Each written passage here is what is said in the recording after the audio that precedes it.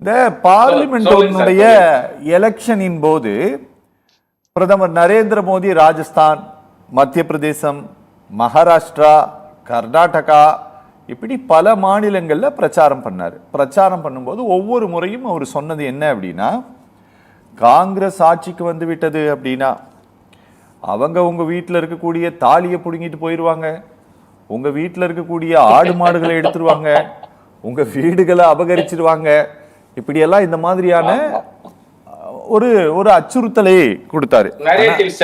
ஆமா, அதெல்லாம் உண்மையான்ட்டு எனக்கு தெரியல. ஆனா அதெல்லாம் பேசுறாரு, அது எல்லாத்தையுமே பிரதம மந்திரி பேசினார். அவர்கள் அவர்கள் அவர்கள் என்று குறிப்பிட்டு பேசினார். ஆனால் அவர்கள் எவர்கள் என்று அவர் ஒருபோதும் சொல்லவே கிடையாது. அதை நாமளாதான் அண்டர்ஸ்டாண்ட் பண்ணிக்கணும்னு வச்சுக்கோங்களேன். அதுபோல திரு இபிஎஸ் இந்த குற்றச்சாட்டு கூட, நீங்கள் கோவில் நகைகளை உருக்கிவிட்டார்கள், இதை கலைஞர் செய்ததில்லை, இதற்கு முந்தைய ஆட்சியாளர்கள் யாருமே செஞ்சது கிடையாது, ஆனா இவங்க செஞ்சிட்டாங்க, அதுல எவ்வளோ ஆட்டையை போட்டாங்கன்னு தெரியல அப்படின்னாரு. ஆனால் இந்த குற்றச்சாட்டை தைரியமாக இது எவ்வளோ ஆட்டையை போட்டாங்கன்னு தெரியல, சேகர் பாபு எவ்வளோ ஆட்டையை போட்டாருன்னு தெரியல இப்படின்னு கூட சொல்லியிருக்கலாம். ஆனால் இப்படி சொல்லாமல் பொதுவாக கடந்து செல்லக்கூடிய இந்த பாணி இருக்குல்ல, இது இந்த எலெக்ஷன்ல இது எலெக்ஷனுக்காக பேசப்படக்கூடிய பாணியா இது? சார், பெரும்பாலும் பாத்தீங்கன்னா நீங்க இப்ப அதிமுக செயல்பாடுகள்ல முழுமையாக அவர்களுக்கு என்ன அஜெண்டா கொடுக்கப்பட்டிருக்குன்னா, நீங்க போய் நான் இதெல்லாம் பண்ண போறேன்னு பேசினா எடுபடாது. நீங்க முழுமையா அவர்களை மத ரீதியா கூட்டுவாங்க. ஏன்னா திமுக மீது வைக்கப்படுகிற என்ன தப்பு இருக்கு சார்? மதத்தை என்ன தப்பு இருக்குது? ஜாதியை பத்தி கொடுக்குறீங்க, தேர்தலுக்கு ஜாதியை வச்சு சொல்லி கொடுக்குறீங்க, மதத்தை வச்சு சொல்லி கொடுக்குறீங்க. என்ன தப்பு இருக்கு சொல்லுங்க. பயன்படுத்தலையா? மதத்தை பயன்படுத்தலையா? நீங்க ஜாதியை பயன்படுத்தலையா சொல்லுங்க. ராமன், கொஞ்சம் பேச விடுங்களேன். நீங்க பேசும்போது அவங்க அமைதியா தானே. ஓகே, பேசுங்க சார், நான் முடிக்க போறேன். இப்ப அண்ணன் ராமன் அண்ணன் பேசும்போது ஊழல் கட்சின்னு திமுகவுக்கு சொல்லிட்டே இருப்பாரு. ஆனா அவருக்கு உண்மை தெரியல. சுப்ரீம் கோர்ட்டால் ஊழல் தலைவின்னு தண்டனை பெற்றவர் தான் மரியாதைக்குரிய அம்மையார் ஜெயலலிதா. நிறைய ராமன்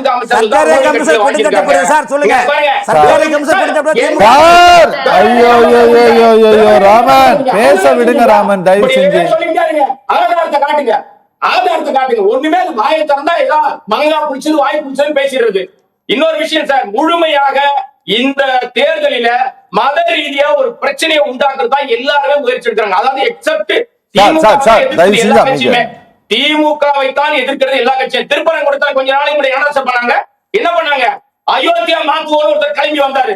இப்ப வாய் மூடிட்டா இருந்தீங்க. அயோத்தியில உங்களே விரட்டி விட்டாங்க. பிஜேபியை விரட்டி விட்ட கட்சி. அந்த பிஜேபி அயோத்தியில ஜெயிக்க முடியல. நீங்க மக்கள் கிட்ட அக்கறையோடு இருந்தீங்கன்னா உங்களை ஏன் சார் தோக்கடிச்சாங்க? அப்ப மத ரீதியா நீங்க என்ன பண்ணாலும் இங்க ஏத்துக்க மாட்டாங்க.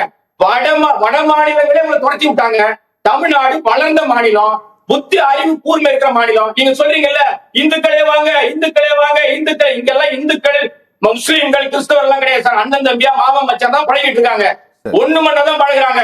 எந்த கலவர சூழ்நிலை உருவாக்குனாலும் அதை லெப்ட் ஹேண்ட்ல டீல் பண்ணிட்டு போயிருவாங்க. அப்படித்தான் எல்லா தேர்தலும் நடக்கும். இந்த தேர்தல் அப்படிதான் நடக்கும் போது நீங்க பேசுகிற அனைத்தும் ஓட்டுக்காக உங்களுடைய ரொம்ப மோசமான கல்ச்சர் தமிழ்நாட்டை அடகு வச்சீங்க. யாருக்கு அடகு வச்சீங்க தெரியுமா? ஒன்றிய அரசு. இப்ப நீங்க எங்க அதிமுக எங்க முடிவு பண்ணுது?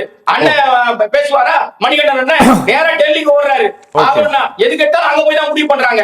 நீங்க எல்லாத்துக்கும் சொல்லும் போது ஆதாரத்தோடு இதை அவங்க செஞ்சிருக்காங்கன்னு சொல்லணும். 19 ரூபாய் எடப்பாடி மாதிரி பேசக்கூடாது. நியாயமா பேசுங்க. பேசினா அது பதில் சொல்லலாம். ஓகே, ஓகே, நம்ம தேர்தல் மத ரீதியா சாதிக்க ட்ரை பண்றாங்க சார். அது நடக்காது. தமிழ்நாட்டுல மதத்திற்கு மரியாதை கொடுப்போம். மதத்துக்கு எதிரானவர்கள் யாருமே இல்ல. ஆனால் மதவாதிகளுக்கு எதிர்ப்பு எப்பவுமே உண்டு. Okay, okay. அண்ணன் கோடாங்கி அவர்கள் சொல்றாரு, முடிக்க போறேன். ஒரே ஒரு இப்போ நாகாநந்தினி அவர்கள் கோயம்புத்தூர் மாவட்டம் காரமடையில் இருக்கிறாங்க. ஆனா அதே பக்கத்துல மேட்டுப்பாளையத்தில் உள்ள மக்கள் அனைவரும் இந்துக்கள். இன்னைக்கு பெரும்பாலான மேட்டுப்பாளையத்தில் வாழக்கூடிய மக்கள் காரமடையில் இடம் வாங்கி வீடு கட்டுற காரணம் தெரியுமா? இதுக்கு மேல உள்ள சொல்ல, அதுக்கு நீங்களே என்ன இருக்குன்னு பாத்துடுங்க. கோயம்புத்தூர் மாவட்டத்தில் எவ்வளவு பிரச்சனை இருக்குது. அப்ப தமிழ்நாட்டுக்குள்ள எவ்வளவு பிரச்சனை இருக்கு தெரியுமா சார்? ரொம்ப நன்றி, ரொம்ப நன்றி. 4 பேருக்குமே நன்றி.